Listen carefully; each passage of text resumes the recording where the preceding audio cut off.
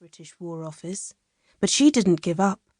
Instead, she travelled to the war zone with her own money and set up a place where she provided home-cooked meals and supplies to soldiers and treated them when they were sick and wounded.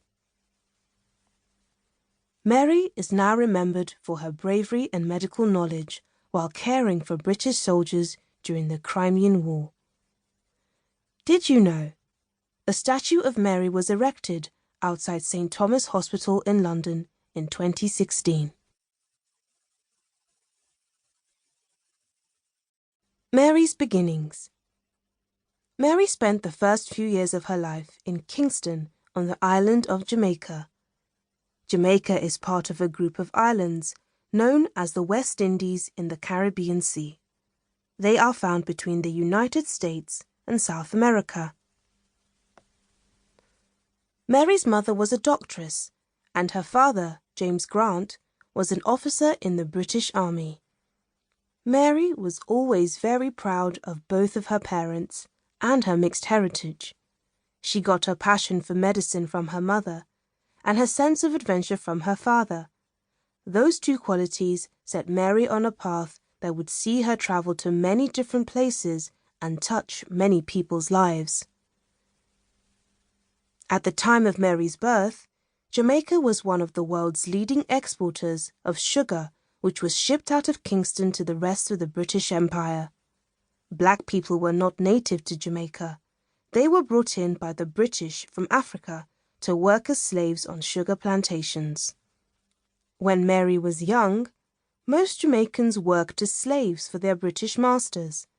However, both Mary and her mother were born free. People born free were not owned as slaves and were able to run their own businesses. Mary's mother ran a boarding house that doubled up as a hospital. Here, she treated soldiers and their families when they fell ill with tropical diseases. She was well respected, and the boarding house was visited by the most important people in the British Army. Tropical diseases, infectious illnesses that appear in hot, humid places. When Mary was very young, she was taken to live with an old lady and her grandchildren, where she was taught reading, writing, and other subjects.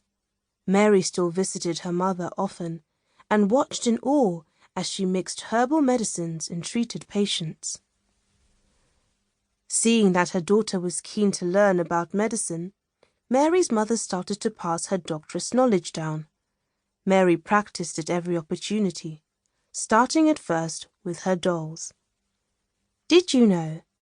Eventually, Mary moved on to treating her pets, but it was difficult to get them to keep still. I began to make use of the little knowledge I had acquired from watching my mother upon a great sufferer, my doll. Whatever disease was most prevalent in Kingston, be sure my poor doll soon contracted it. In the end, Mary started to practice on herself, and by the time she was 12, she had become more involved in helping around her mother's boarding house. She was learning even more about medicine, and was sometimes even allowed to help with real patients. It was then that Mary decided what she wanted to do with her life. She would become a doctress and hotel owner, just like her mother. Adventure calls. In her early teens, Mary started to dream of travelling. She loved to look at a map of the world and daydream about her future, using her finger to trace the route a boat would take to England. In 1821, her dreams came true. Mary travelled to England for the first time and stayed for about a year. It was exciting being in this new place that was so different to Kingston, Jamaica. Mary mostly enjoyed it very much, although she was annoyed to meet boys who made fun of her skin colour. When Mary returned to Jamaica, she didn't stay long. Instead, she came up with a plan.